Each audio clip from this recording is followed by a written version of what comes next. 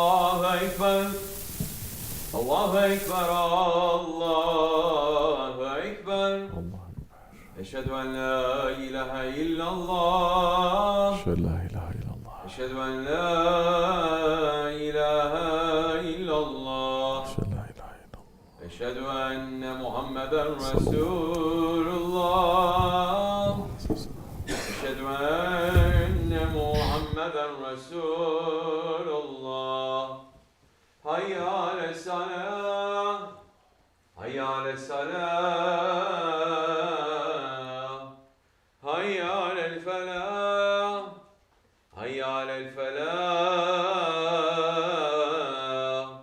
الله أكبر الله أكبر لا إله إلا الله لا إله إلا الله سيدنا مولانا محمد رسول الله صلى الله عليه وسلم الحمد لله الحمد لله الحمد لله رب العالمين والصلاة والسلام على رسولنا محمد وعلى آله وصحبه أجمعين نحمد الله تعالى ونستغفر ونشهد أن لا إله إلا الله وحده لا شريك له ونشهد أن سيدنا محمدا عبده وحبيبه ورسوله صلى الله عليه وعلى آله وأزواجه وأصحابه التابعين خلفاء الراشدين المهديين من بعده وزعمة على تحقيق خصوصا مثل علامة خلفاء الرسول على تحقيق أمراء المؤمنين حضرة أبو بكر وعمر وعثمان وعلي وعلى باقي الصحابة التابعين رضوان الله تعالى عليهم أجمعين يا أيها المؤمنون الحاذرون اتقوا الله تعالى وإن الله هم الذين اتقوا والذين هم محسنون الحمد لله رب العالمين والصلاة والسلام على أشرف الأنبياء والمرسلين سيدنا مولانا محمد وعلى آله وصحبه أجمعين. All praises are due to Allah who says Bismillah ar-Rahman ar-Rahim. Those who resist Allah and His Messenger will be humbled to dust, as were those before them. For we have already sent down clear signs, and the unbelievers will have a shameful doom. On the day that Allah will raise them all together and inform them of what they did, Allah has kept an accounting of it, though they may have forgotten, and Allah is witness over all things. Don't you see that Allah knows all that is in the heavens and the earth? There is no private conversation between three people except He is the fourth, nor of five, but that He is the sixth, nor of less than that, nor of more, but He is with them wheresoever they may be. And afterward, on the day of judgment, He will inform them of what they did. In truth, Allah is the knower of all things. Haven't you looked at those who were forbidden from private conversation? Then they return to that which they were forbidden from, and talk privately about sin and aggression and disobeying the messenger. And when they come to you, they greet you, not how Allah greets you, but with crookedly. And then they say to themselves, why doesn't Allah punish us for our words? Hell is enough for them. In it they will burn, and evil is that destination. O you who believe, when you have private conversation, don't talk about sin and wrongdoing and disobedience towards the messenger, but talk privately for goodness and taqwa, and fear Allah, to whom you shall be returned. Sadaqallahu al-Azim. May all peace and blessings be upon our Master Muhammad ﷺ, the Master of the first and the last, the beloved of the Lord of the two Easts and the two Wests, the Imam of the two Qiblas, the grandfather of Hassan and Hussein. And may peace and blessings be upon his noble family and blessed companions, especially upon the Khulafa Rashidin, Hazrat Abu Bakr Siddiq, Hazrat Umar Faruq, Hazrat Osman al-Ghani, and Hazrat Ali al-Murtaza, and all those who follow them until the last day. Ya ayyuhal mu'minun, O believers, Allah subhanahu wa ta'ala is going to take our accounting, our hisab on the day of judgment. Everything that we did, every word that we spoke, every place that we stepped on, it will be brought in front of us and we will have to answer for it. Our Shaykh, Sahib al-Saif, Shaykh Abdul Karim al-Kibrisi Rabbani, Qadasa Sir, is reminding us of this reality, saying, Allah subhanahu wa ta'ala is giving order to us saying, obey Allah, obey His Prophet, and obey those ones who are in authority, rightly guided that they are keeping the orders of Allah and His Prophet. There's obligation now to every one of us. To believers at least, to those who believe in Allah and His Prophet ﷺ, and to those who believe that they are going to die, they are going to be buried, and they're going to get up for the judgment day. They're going to get up for the judgment day for accounting for whatever they did in this world. And not only the actions, but the intentions of the actions we're going to be questioned for. And according to that questioning, either we will find our real home in paradise and we'll go there for eternity. If we're falling short, then the fire is waiting for those. Those who are not keeping the orders of Allah and His Prophet ﷺ, they must be preparing for this. Judgment Day is the deciding point. Those who have pleased Allah, they will be in safety. And those who have wasted their lives and displeased Allah and His Prophet ﷺ, they will be in disaster. In the Holy Quran, Allah subhanahu wa ta'ala is describing that disaster of hellfire. Today's Muslims, especially Western, enlightened, spiritual, free, liberal Muslims, you don't hear them talking about hellfire anymore. Because Holy Prophet ﷺ said that we will follow the steps, the footsteps of the Jews and the Christians, step by step. The Jews and the Christians, so many, they took hellfire out of their religion. They say it's just a symbol. It's just an allegory. There is no real place as hell. And today this is what so many liberal Muslims are saying. Either they say there is no such thing as a hell, or they say, well, nobody will really go to the hellfire. But this is not what Allah, our Creator, the Creator of mankind, the Creator of Jannat and the Creator of Jahannam, He is saying. This is not what Holy Prophet ﷺ is saying in his experiences in the Mi'raj and in his Hadith Sharif. Allah subhanahu wa ta'ala is warning us, saying, Bismillah ar-Rahman ar-Rahim, O you who believe, save yourselves and your families from a fire whose fuel is men and stones, over which are appointed angels, stern and severe, who don't shake from carrying out the commands they receive from Allah, but do exactly what they are commanded. Sadaqallahu al-Azim.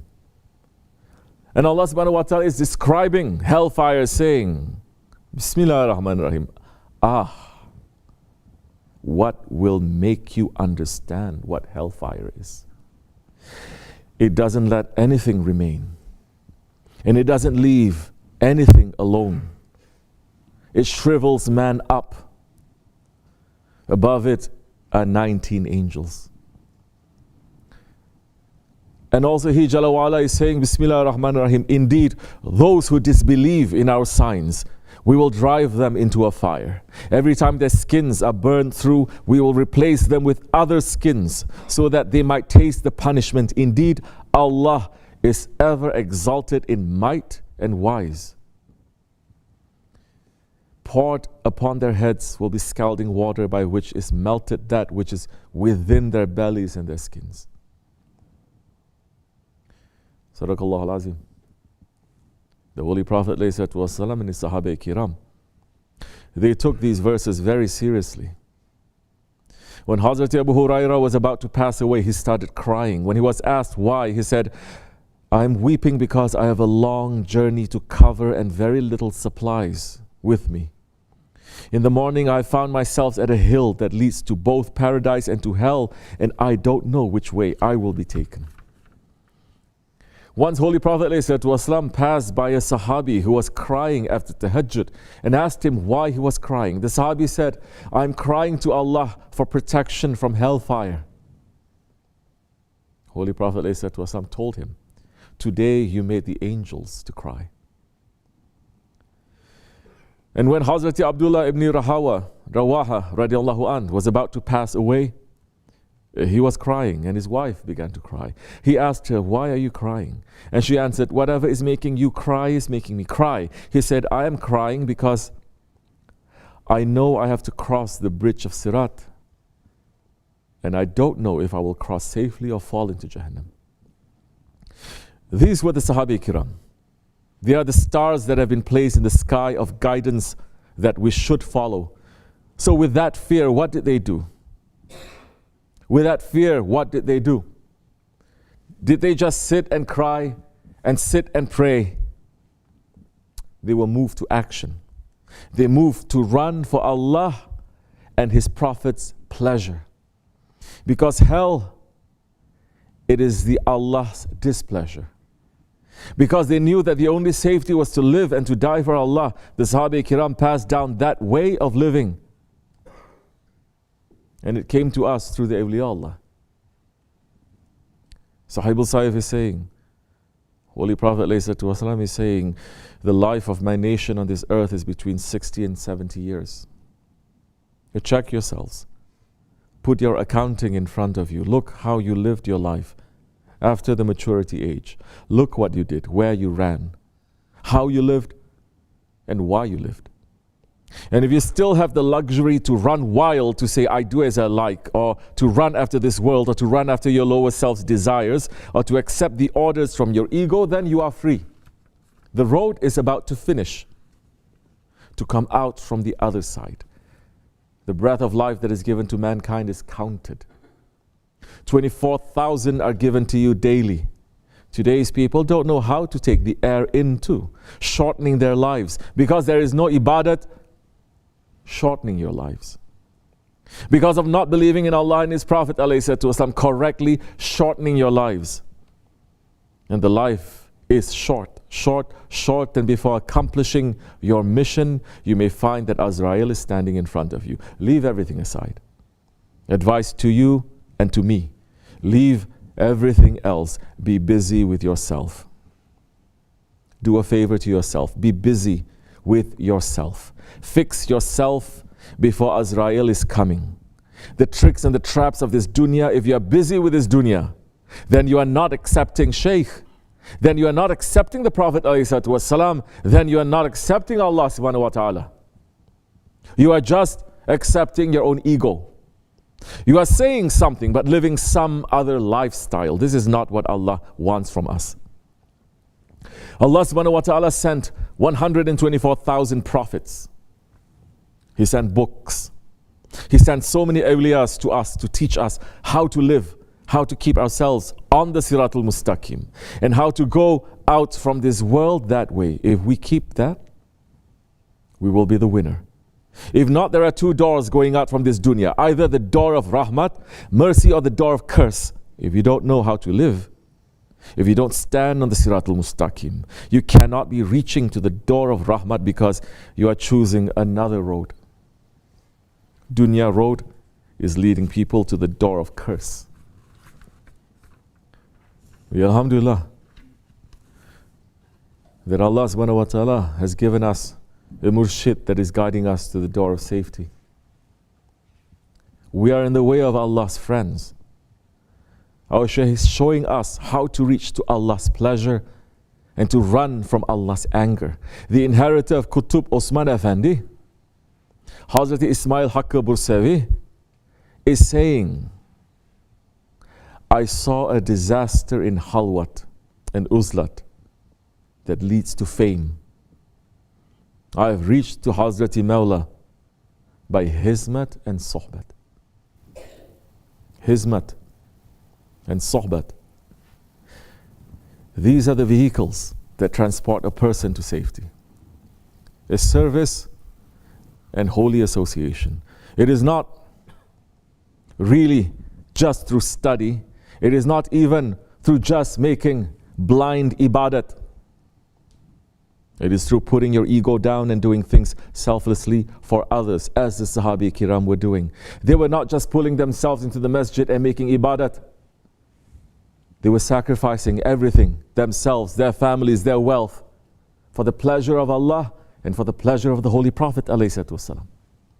Imam al-Ghazali Qadasas here is saying, knowledge is the tree, and working is its fruit. And though you studied 100 years and assembled 1,000 books, you would not be prepared for the mercy of Allah the Exalted except by working. Shaykh Effendi is telling us that the path of Hizmat is a path of safety, saying, try to reach to other people. You'll be rewarded for that. One day that man may wake up and say, what am I doing? Why am I doing it in this egoistic way? Let me do it in the right way again. And according to the person's intention, Allah subhanahu wa ta'ala is going to direct that one to the right way. The awliya Allah are watching. They are watching our activities, what we are doing and how we are doing. And that's how we're going to be rewarded, inshallah rahman. When we are in sohbat, when we are in companionship, in association, then it becomes easier for us to do hizmat. It becomes easier for us to do ibadat. Being in community with the good ones will lead us to safety. Imam al-Qushayri is relating that one of the awliya said, be Allah's friends. And if you are not able, then keep company with Allah's companions, so that the blessings of their companionship brings you to the companionship of Allah. And Hazrat Abu Hurairah radiallahu anh is reporting that on the day of judgment, the servants will be brought between the hands of Allah. And Allah subhanahu wa ta'ala will say to him, did you love one of my awliya so that I can join you with him? And Hazrat Abdullah ibn Masud radiallahu anh said, even if a man were to stand for 70 years worshipping Allah at the Kaaba between the Yemeni corner and the Maqam al-Ibrahim, he would still rise on Judgment Day with those whom he loved. So we must love the right ones. We must be in sohbat with the right ones. We must surround ourselves in our lives with those whom Allah loves and to serve those whom they love. This is the way of the Sahaba Kiram and their inheritors. This is what we see in the Ottomans, that they were running to help those whom Allah loves. The oppressed, the poor, the helpless. The way to reach to this type of service is to start by sacrificing the wants of the nafs, the ego. The ego will not let us help others, and the ego will not let us share, because the ego only wants to love itself. And this world and everything that the world contains is not enough for that single ego. We must leave all that. As Allah is showing us Firaun and Namrud, and all the other examples in the Holy Quran for us to take lesson from, not for us to say we are better than that, but for us to take lesson that if we don't, we will become worse than that. We must leave all that, and we must, as Hazrat Ismail Haqqi is saying, stick to the way of sohbat and hizmat. That time we will be free from the disaster of the next life. That way, inshallah rahman, we will be in the good friendship of Akhirat. May Allah subhanahu wa ta'ala forgive us and make us to be better ones. May Allah subhanahu wa ta'ala let us to be in sohbat with those whom He loves. May Allah subhanahu wa ta'ala make us serve those whom He loves. May our hand help to reach those who are under zulm. May we not be from the oppressors. May we reach to Mahdi alayhi salam. Ameen. Astaghfirullah. Astaghfirullah. Astaghfirullah al-azim al-azim. La ilaha illa wa al-hayyul qayyum wa atubu ilayh.